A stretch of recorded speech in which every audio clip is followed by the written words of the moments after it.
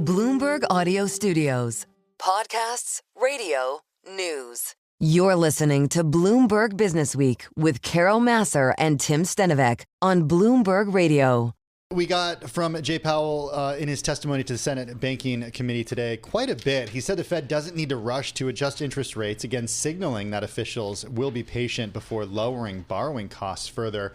I'm wondering if it changes Joyce Huang's view at all. She's Vice President and Senior Client Portfolio Manager at American Century Investments. She joins us here in the Bloomberg Interactive Brokers studio.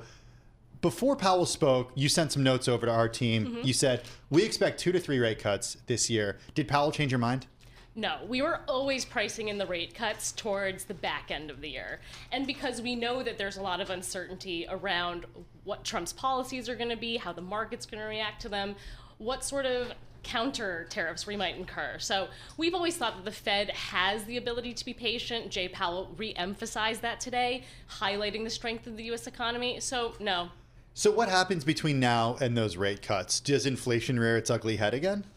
So this is something that I've actually spent a long time talking about last year, and a lot of people were thinking, it's kind of like Chicken Little, but I think actually inflation is one of the bigger risks to the market because people dismissed it all last year. And I was always thinking, if I go to the store, prices are the same or higher. And the way consumers are affected by inflation, that's going to affect their buying power and their confidence. And that, we know, drove most of U.S. GDP growth last year. And so if the consumer starts to slow and weaken, there goes the U.S. economy. Yeah, it's kind of interesting, although the consumer continues to kind of surprise us by holding up here. Well, is it a case, Joyce, that you think that inflation, or I think about the Fed's target rate, that we just need to settle above, that there's just stuff going on in the economy, that 2% target I think about that the Fed has to get to, it's just not realistic anymore? Yeah, that's going to be interesting how they kind of maintain that 2%, or is it higher, is it 2.5%? I think Jay Powell did buy himself some time by talking about an average 2% inflation target, rather than sort of that hard ceiling or floor that they were targeting. So I do think he has a little bit of time, but if you think about how hot inflation has been running the last few years, to get back to 2%, we'd actually have to see inflation lower than 2%, which we haven't seen since prior to the coronavirus pandemic. As I mentioned, we're awaiting comments from President Trump. I wonder, Joyce, how you look at the comments from the president that we get each and every day in terms of thinking about your approach to investing, separating the signal from the noise, and what actually he is going to act on versus talking about, because there is a delta there, and a lot of people have pointed to that.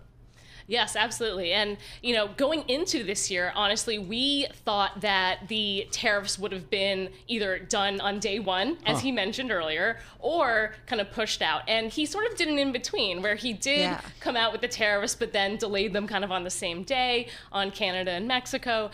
And so it'll be determined to see, once we get to the end of that probationary period, how he ends up following up on those tariffs. But I do think as longer term investors, what we're focusing on is more of our strategic position. One thing that at American Century we've been talking more about within our investment committee this year, though, is taking advantage of some of those tactical signals. So being a little more active on things like increasing credit risk when spreads widen, being a little more active on duration. And at our size, we're able to be very nimble in the market. Well, that's what I was going to say. You guys have a lot of money under management. And I am curious, I just want to go there. What are you seeing in terms of flows coming in? Investors feeling confident about putting new money to work, and if so, how do they want it played? I'm just curious, the guide that you get from them, are they willing to take on more risk? Do they want to be more cautionary? What are you seeing? Yeah, it's been interesting with fixed income, because if you think back to 2022, I've spent almost 20 years in fixed income. I never thought I'd see a year where core bonds were down double digits, right? And so a lot of investors have really been scared off of being back in fixed income after 22, and cash is still paying 4.25%. So a lot of people are kind of sitting in money markets, CDs, T-bills, and just rolling their cash, waiting. I think if the Fed does get to the back half of this year and enacts those 2 or 3 rate cuts, depending on the strength of the economy, we could start to see a lot more demand flow back into fixed income as that free money yield is gone on cash. But if rates go down, forgive me, I've got it. But if rates come down, don't you think that investors are more inclined to say, this is going to be good for, the equity market? Certainly those higher valuations. As long as the economy doesn't fall apart and the growth demand, metrics stay, wouldn't they rather kind of take that bet? I think so. And that's why we actually Rather than fixed favor income. investment grade fixed income. So kind of that barbell. It's like, I agree. Given how tight spreads are in high yield and distressed, it doesn't make sense to try to put money to work there. Take more risk on the equity side. Be more conservative in your fixed income allocation and stay with investment grade. Okay, Carol knows I've just been obsessed. Thanks to Carol and also to our colleague Mandeep. Are you talking Waymo again? No, kind of. I'm talking AI. Kind of obsessed with bringing it into our own workflow. Are you using it at all in your day-to-day? We use it a little bit right now. I think a lot of asset management companies are trying to figure out the best way to start using AI without giving away proprietary holdings or processes or things like that. So we have to be a little bit careful. I know we've been doing a lot of internal, more insular developments of AI.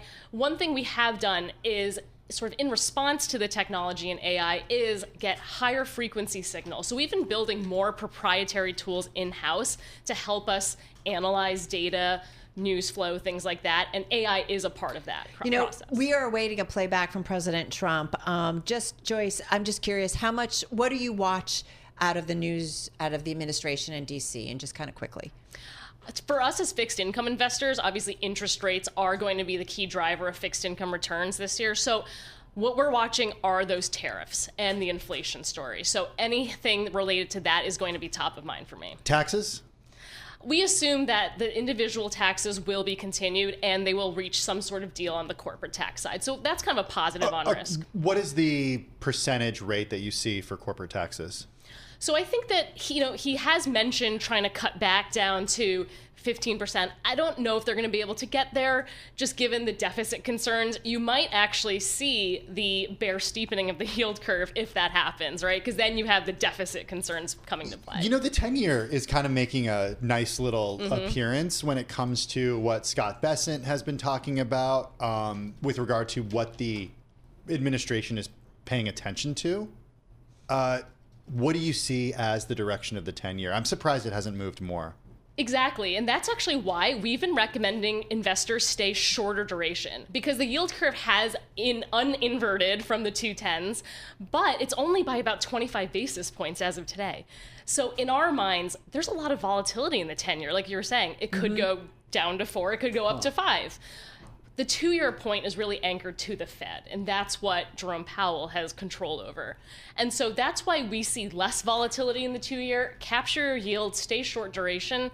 Don't necessarily position yourself out on the 10. All right, we're going to leave it on that note. Joyce, thank you so much. Really appreciate it. Joyce Huang, she's Vice President and Senior Client Portfolio Manager at American Century Investments, joining us here in our Bloomberg Interactive Brokers studio. Her focus, as you can tell, on fixed income. So great chat.